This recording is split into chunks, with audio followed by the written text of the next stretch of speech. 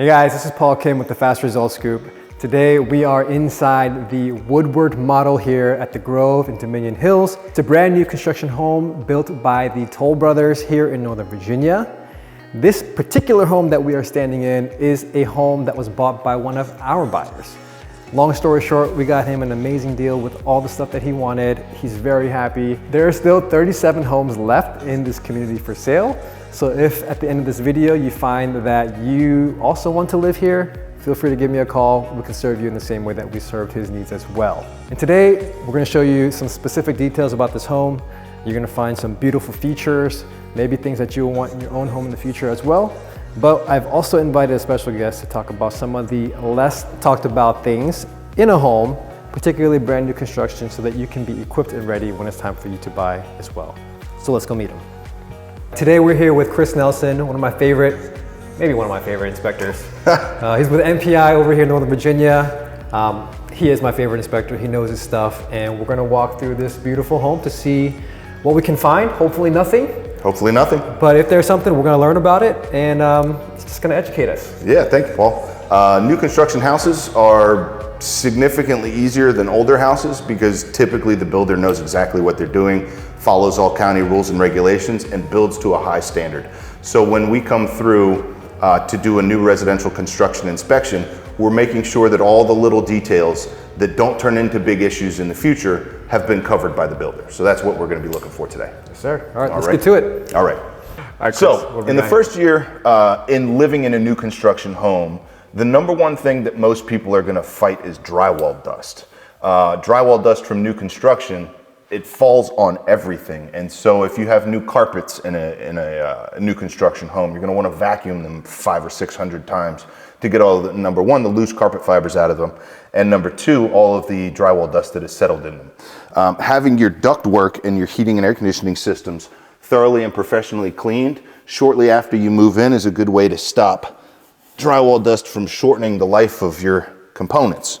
I took the air filter out of this as well to show an example of how not only inside the furnace is it dusty, but inside the ductwork as well. And so all of this dust shortens the life of lubricated ball bearings and moving parts in your furnace. Keeping it clean is extremely important. Another thing that builders do to cut costs is they use these low quality 30-day filters. Better quality filters will collect more dust and debris out of the air and keep them from going into your big expensive furnace. And you're gonna find this with new construction in general, just because it's just built. Yeah, it's brand new. You know, the drywall guys have to get in here and smooth all the walls and make sure that, you know, there's no nails sticking out or anything like that. So they will make a lot of dust. The builder has cleaning crews that come through and do the best job that they can for cleaning.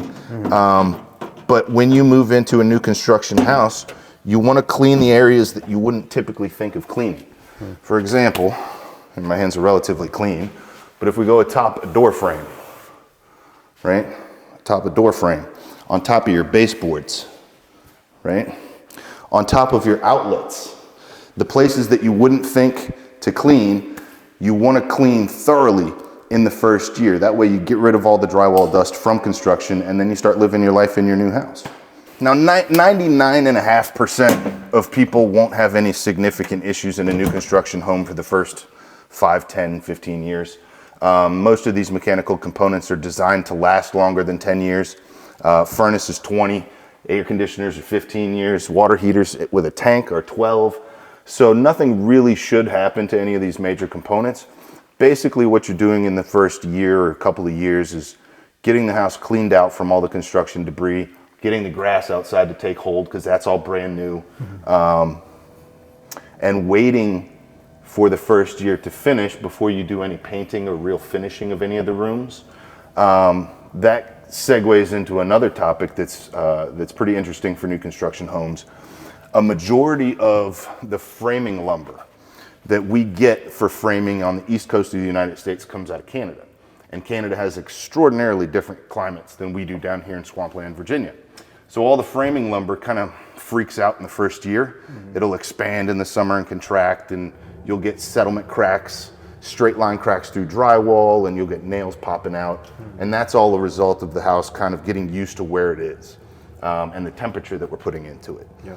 So you don't ever want to paint a new construction home until after the first year, to kind of let all that stuff happen naturally, and then paint after that. So most of those nail pops and drywall cracks and things like that are covered by the builder's warranty that typically lasts 1 year. So this particular electrician decided to note the switched electrical outlet by flipping it upside down.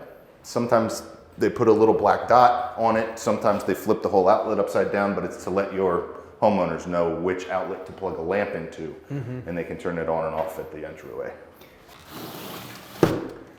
So they've got the metal grate over the window well so nobody falls in, right? But we need a plastic bubble cover on it to kind of keep some of the rainwater out. Okay. And a ladder. How you gonna get out? You gotta be able to get out, man. Fire safety. All right, so let me tell you just a little bit about this home, and we're gonna start here, the kitchen. Gotta love the high-end Jenn-Air appliances, from the fridge to the microwave to the oven. This big old oven stovetop here. In this kitchen, you actually have two finishes, the white as well as the natural. My personal favorite thing in this kitchen is this massive island. This actually is level 7 marble. So if you go into the Toll Brothers place to customize your home, level 7 is actually one of the higher end marbles. And if you just zoom in close to it, it's beautiful. It's a beautiful piece of stone. There's actually the backsplash along the wall is the same piece of marble here as well. Brings us over here this way. This is kind of the great room area. This is one of my favorite parts of the home as well, I guess, even though I said that about the kitchen. The outdoor patio. To get out there, you go through these amazing stack doors, which is cool because now you have a bigger open space to walk through. And if you're ever outside just hanging out, just leave the door open. Screened in, you're gonna have the speakers up there. And then this screen actually comes up and down. I won't show you that exactly right now, but no bugs, no mosquitoes. And here in Virginia, summertime, it's a good thing, trust me. And the last piece that I want to show you in this house, it's particularly cool, is the elevator. So if you have elderly parents or you have hard time going up and down the steps, or if you just want to use the elevator for fun, here it is. Basement, first floor, second floor, all very accessible. Gotta push the button first. Open it up.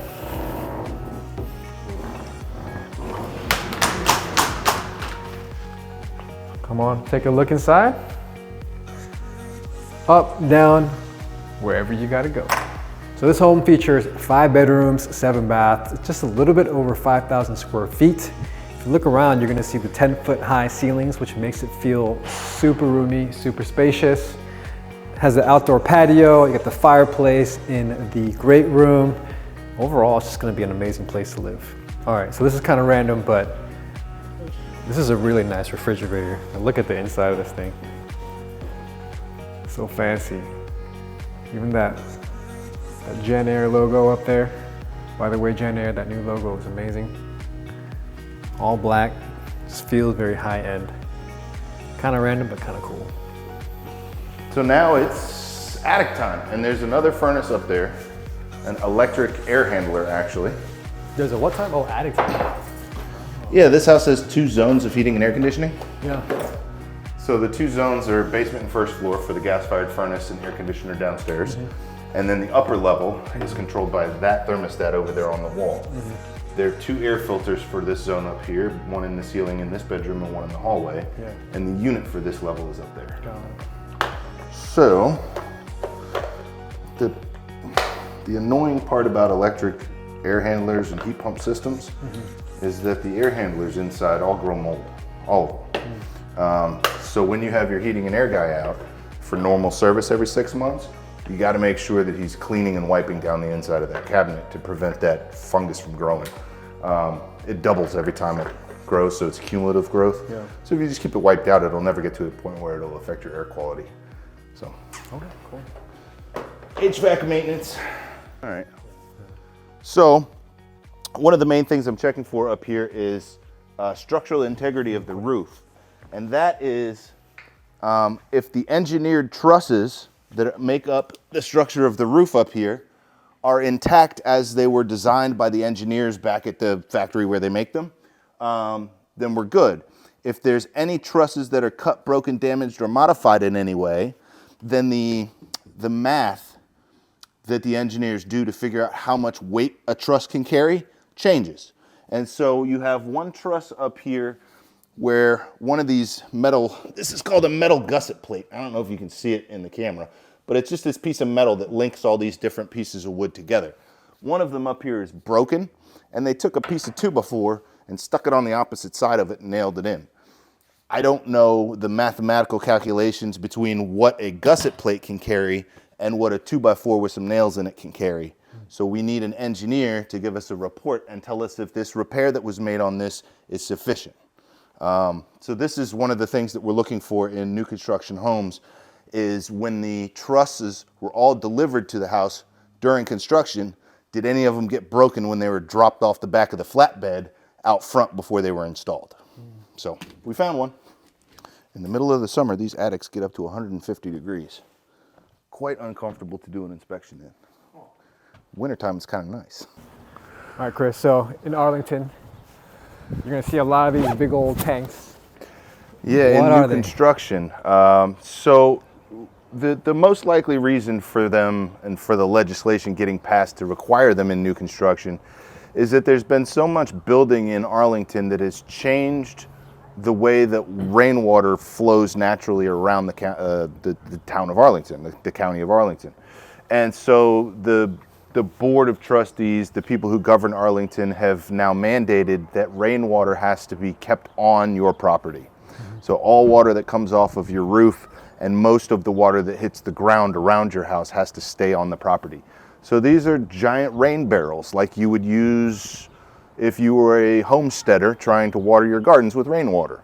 But what they do is they collect all of the water coming off the roof from the gutters, and then they flow into these sort of retention ponds here and slowly leach back into the soil to restore water back to the aquifer underneath the ground. So instead of fertilizers, grass seed, silt, stuff like that, washing off of everybody's property and getting into the lakes and streams and municipal sewer system, we're keeping all that stuff on the property.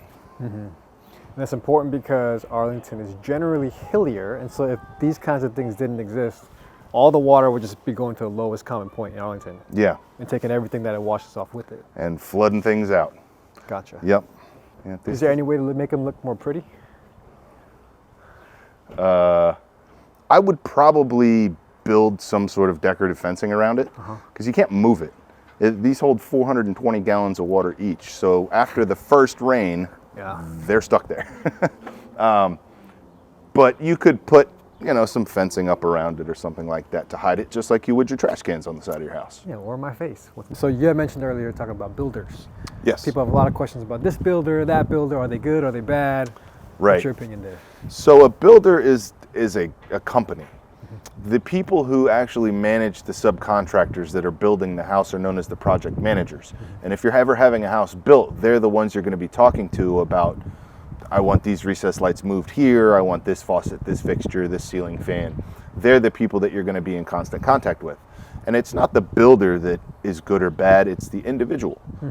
As humans, we either make more mistakes or less mistakes, depending on how diligent we are at our jobs. Right. And so I can't say that one builder is better than another. It's the individual managing that particular project who is either great at what they do or a little less than great at what they do.